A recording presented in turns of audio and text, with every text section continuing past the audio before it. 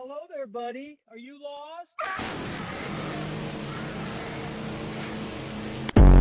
Hi, I am Pibble. Wash my belly. Uh-oh.